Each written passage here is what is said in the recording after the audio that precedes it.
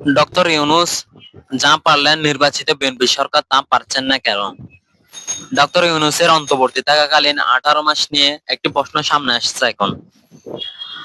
হাসিনার আমলে রেখে যাওয়া বৈদেশিক মুদ্রার চাপ সামলে সরকারের রিজার্ভ বাড়িয়েছে এবং বিদ্যুৎ, জ্বালানি, গ্যাস ও সার আমদানির পুরনো বকেয়া পরিশোধ করেছে।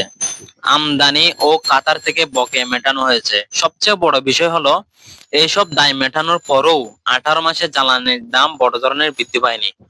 অথচ বর্তমানে নির্বাচিত বিএনপি সরকারের সময়ে কয়েক মাসে বিদ্যুৎ, এলপিজি, পেট্রোল, ডিজেল ও দাম বাড়ছে একাধিকবার। তাহলে প্রশ্ন হলো অনির্বাচিত সরকার যদি রিজার্ভ বাড়ানো, বকেয়া পরিশোধ ও দাম স্থিতিশীল রাখা একসঙ্গে করতে পারে, তাহলে নির্বাচিত সরকার কেন পারছে না? আন্তর্জাতিক বাজারে দাম ওঠানামা করে এটা সত্য, কিন্তু নির্বাচিত সরকারের কাছে জনগণের প্রত্যাশাও বেশি। শুধু দাম বাড়ছে বললে এসব ব্যাখ্যা শেষ হয় না।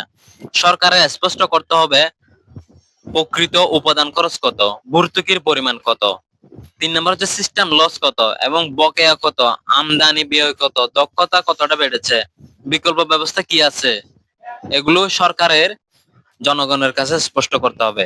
কারণ রিজার্ভ বাড়ানো যেমন একমাত্র সাফল্য নয়, তেমনি দাম না বাড়ানোও নয়। তবে একটি বিষয় পরিষ্কার, জনগণ শুধু কারণ নয়, সমাধানও চাই। ডক্টর ইউনূসের সময় স্থিতিশীলতা থাকলে প্রশ্ন থাকবেই, নির্বাচিত হয়েও কেন জনগণের উপর বারবার মূল্যবৃদ্ধির চাপ প্রয়োগ করতেছে? এই প্রশ্নের উত্তর রাজনৈতিক নয়। অনেকে হয়তো এই প্রশ্নগুলো, আমি যে প্রশ্নগুলো করতেছি এগুলো রাজনৈতিক ভাবে নিবেন, কিন্তু এই প্রশ্নের উত্তর রাজনৈতিক ভাবে নয়, স্বচ্ছ হিসাবে নিতে হবে। কারণ এগুলো প্রত্যেক জনগণের প্রশ্ন।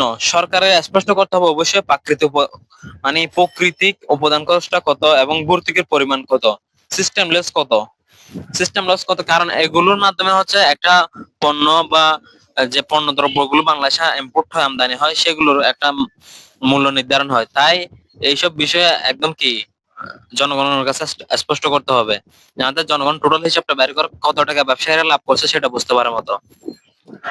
প্রকৃত উৎপাদন খরচ কত সেটা বাইর করতে হবে আমাদেরকে, একদম আমাদের দেখাতে হবে। এটা বাংলাদেশের প্রত্যেকটা জনগণ দেখতে পারার মতো।